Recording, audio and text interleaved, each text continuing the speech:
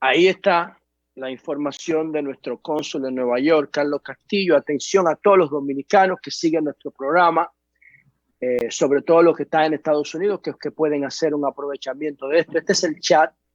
Recuerden que es un robot que tiene los quick response, tiene preguntas, tiene respuestas programadas en función de preguntas comunes. Tienen que seguir un procedimiento. Entonces, el número es 914-826-8091. 914-826-8091 para todos los dominicanos que vivan en los Estados Unidos que necesiten información, no servicio, información, y ahí en esa línea pueden obtener las respuestas que están previamente programadas. ¿Cuáles son esas? Las más comunes que hacen los dominicanos. Con relación Repite, José. El número es, el chatbot es 914-826-8091. Correcto. Entonces ahí se programan las preguntas más comunes y se le da respuesta a las preguntas más comunes. Ahí van a tener todo sobre el virus, sobre la crisis de porción de cuerpos, que es un tema muy lamentable, pero hay que tratarlo, y todas las orientaciones que necesiten desde cualquier parte de los Estados Unidos. Y entonces esa es la respuesta para el oyente que nos llamaba ayer desde Cincinnati, que no sabían qué hacer. Yo no sabía que la cónsul se llamaba Giselle Castillo, la de Chicago. Entonces ella debería llamar al programa. Nosotros deberíamos tratar de hacer un contacto con Giselle Castillo, porque son 19,000 dominicanos. Aunque fuera uno, merece que pongamos nuestra atención en él.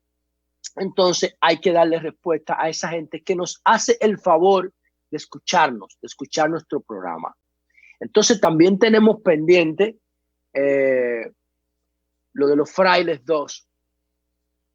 El contacto que hicimos el viernes pasado, que tuvimos la oportunidad de conversar sobre ese caso con el ministro de Salud para saber qué tipo de seguimiento se le dio a esa familia, donde ya tenían un fallecido, pero en la casa viven 7 personas más y varios de ellos estaban presentando síntomas.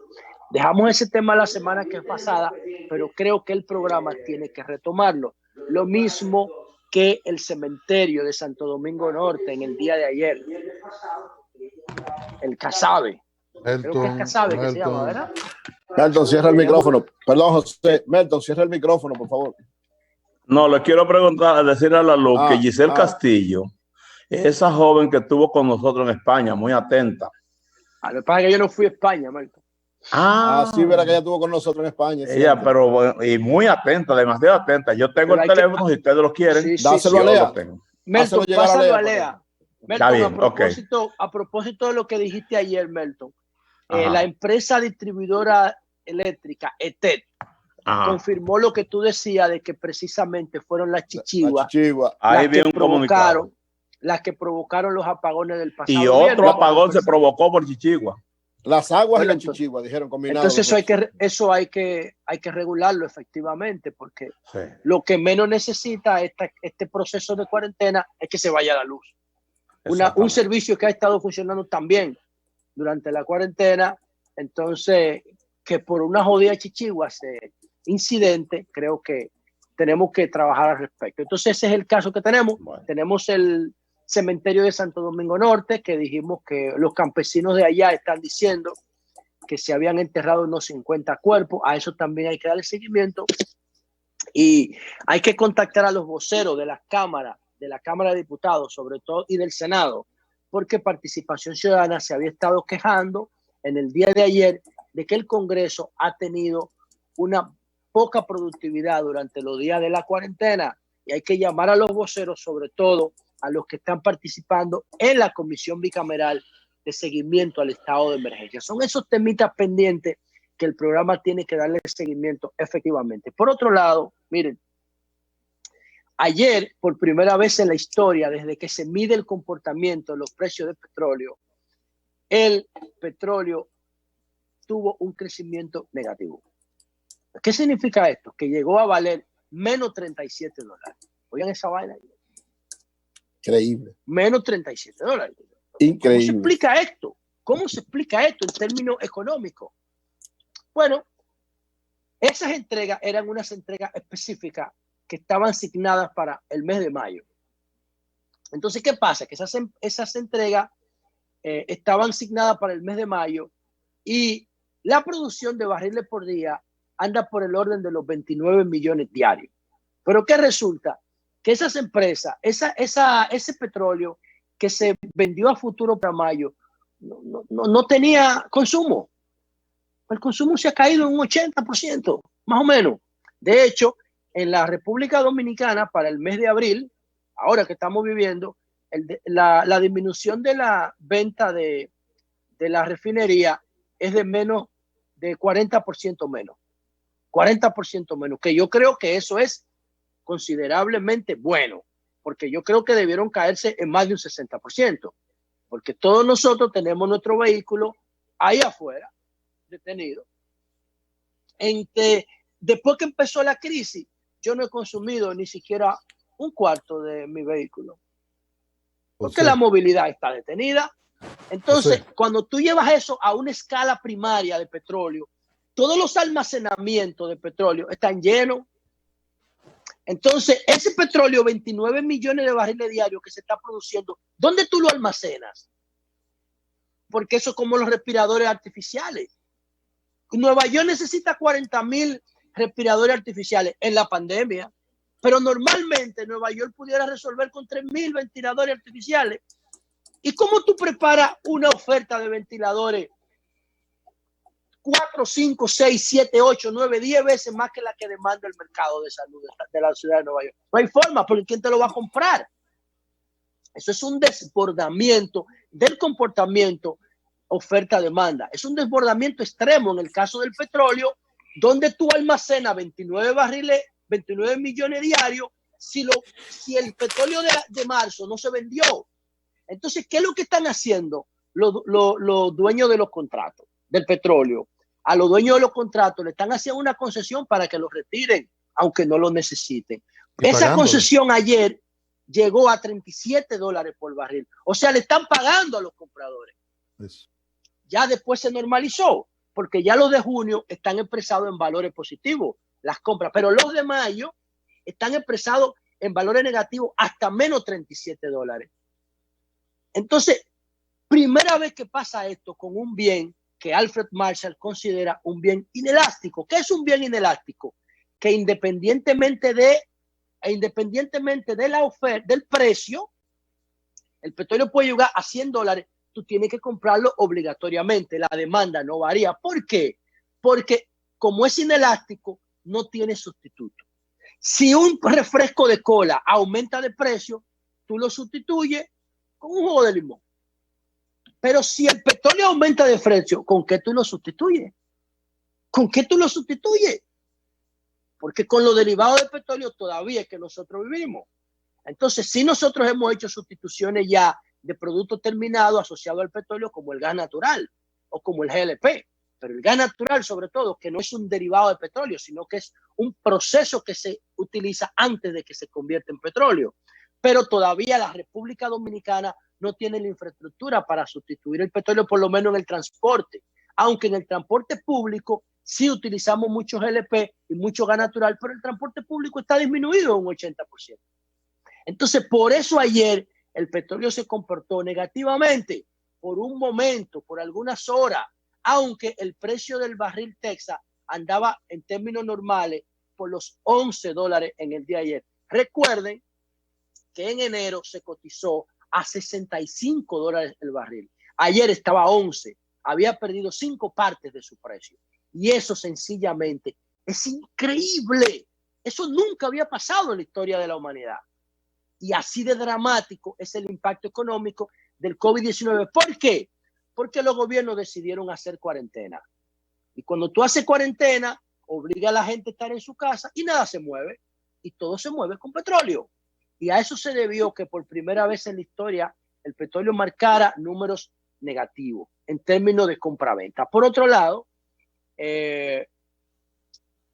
saludo el aumento a los médicos. Obviamente eso va a presionar que otros sectores empiecen a demandar aumentos porque se lo merecen igual que los médicos. Por ejemplo, las enfermeras y el Hospital de Apoyo de Salud. Está arriesgando su vida igualito.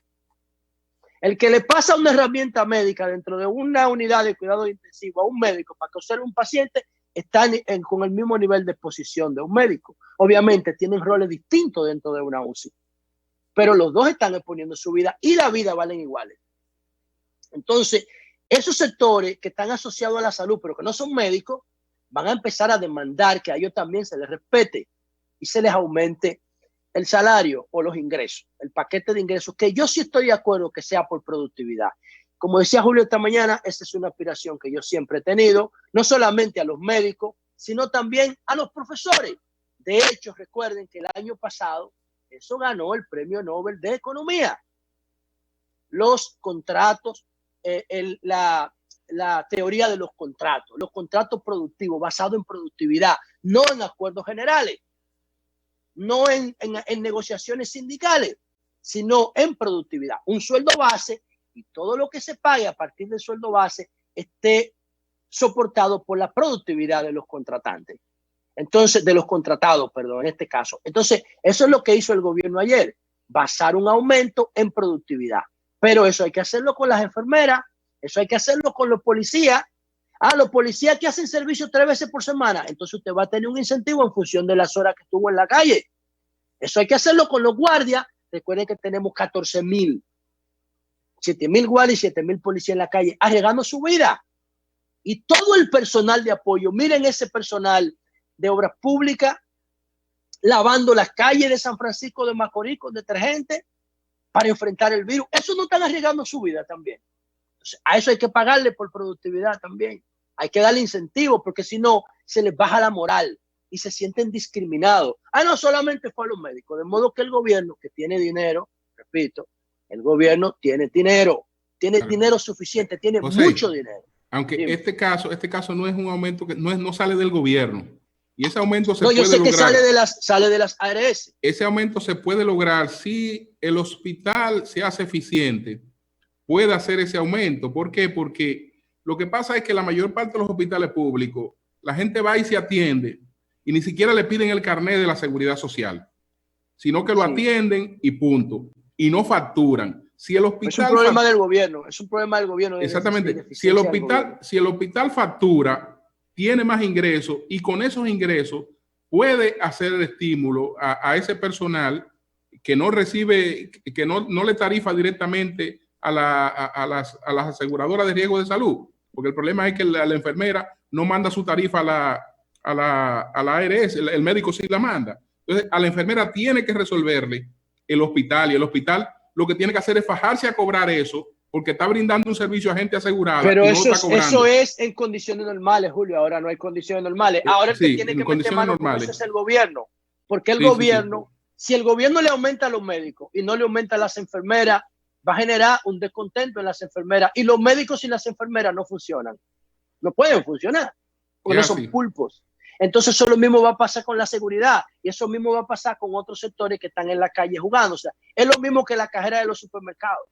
Para mí esas son las más expuestas. Y miren que digo enfermera y cajera, porque lamentablemente nosotros en el tema de equidad no hemos llegado al punto en esos sectores laborales. Yo no conozco muchos enfermeros. Es más, yo no conozco ni un enfermero. Yo no conozco ni un cajero en un supermercado. Yo conozco cajeros en los bancos. José, perdón. A eso voy. El secretario general de la Unión de Enfermeros y Enfermeras es un hombre, Julio César. Pero por Dios, ese es el que lo representa. No, pero hay muchos enfermeros. Hay muchos enfermeros. La mayoría son enfermeros. ¿Y cuántos cajeros de supermercado tú conoces? Bueno, ahí sí es verdad. Ahí sí tú tienes razón. Ahí no he visto. He visto muy poco. También hay varios. No, los bancos hay muchos. Eso no es lo mismo, pues eso no es lo mismo, por Dios. En supermercado yo no he visto. Yo no he visto. En supermercado hay varios. Yo he visto muchos. No, en supermercado, cajero, bueno, yo no conozco. Yo no he visto. Puede ser que se dé. Siempre hay excepciones a las reglas. Puede haber enfermeros, pero el concepto que todavía manejamos es el de enfermera. Porque la mayoría abrumadora de asistentes es enfermera, de médicos, eso es verdad. ¿Cómo pasa con los médicos? Hubo un momento donde la mayoría de varones en la medicina era arrolladora. Pero no, eso no, bueno, sí, pero las mujeres siempre han jugado un rol importante en la salud, porque no lo determina la fuerza, es por eso. Los procesos que son determinados por la fuerza o por el riesgo, los juega el hombre, como en la guerra.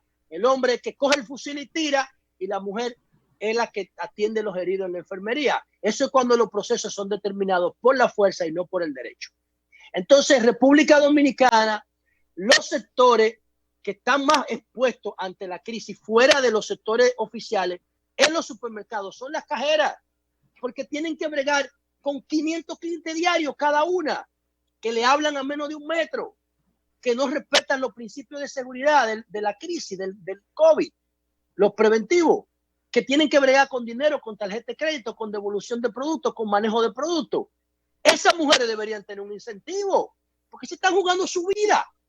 Y eso tenemos también que tomarlo en consideración. El tema de las cajeras de los supermercados me preocupa.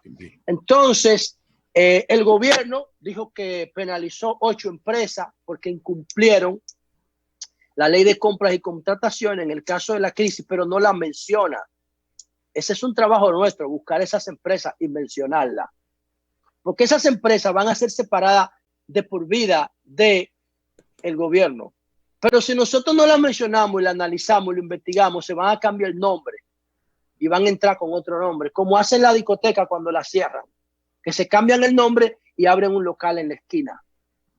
Entonces nosotros tenemos que saber quiénes son esas empresas y por qué incumplieron, qué fue lo que incumplieron, cuál fue la gravedad del daño que causaron, en qué consistió el incumplimiento. El gobierno dice que el pecado, pero no dice el pecador. Es más, ni siquiera dice la magnitud del pecado.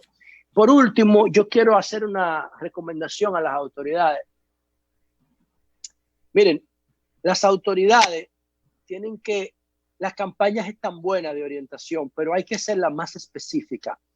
Ahí se volvió viral un video de una señora en un supermercado. Señores, oigan esta vaina. Yo lo puse en mi Instagram. La señora está en la caja pagando con un carrito de supermercado. Ella tiene una cuanta funda de pan en el carrito. Y con los guantes con que ella manoseó todos los productos del supermercado, ella abrió una funda de pan y empezó a comer. Con los mismos guantes que ella caminó por el supermercado entero. Los guantes dan una sensación falsa de seguridad, por eso es que ella lo hace. Sí. Entonces, yo no recomendaría guantes. Yo recomendaría que la gente use un wiper con alcohol en la mano, siempre.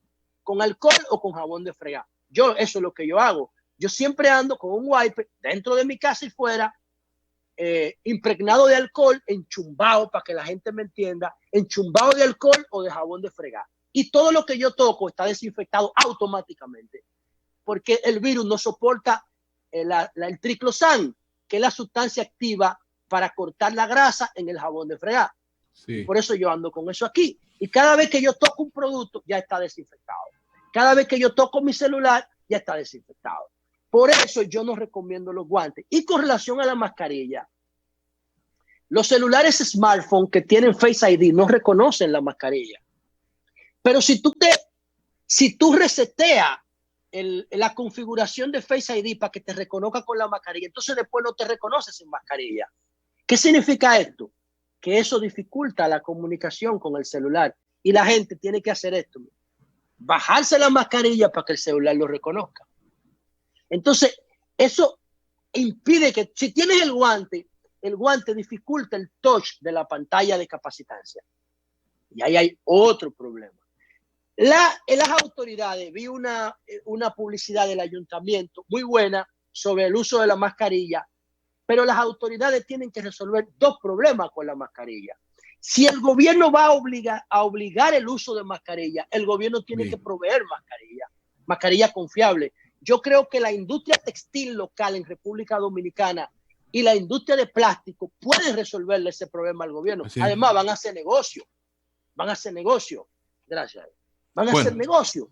¿Por qué? Porque se necesitan más de 10 millones de mascarillas, por un lado. Y por último, el ayuntamiento o el gobierno o quien sea, un organismo internacional, tiene que hacer publicidad orientando a la gente de cuál es el uso correcto de la mascarilla, sobre todo su reutilización, porque las mascarillas se pueden desinfectar con un atomizador o se pueden poner al calor en una agua caliente para que se le quite la infección que tiene y se pueden volver a utilizar. Entonces, esas orientaciones son fundamentales para que este tema de la cuarentena sigue siendo exitosa como hasta ahora ha sido. Esta ha sido una cuarentena exitosa y yo creo que en menos de 2 meses la República Dominicana va a volver a su normalidad. Cambio fuera.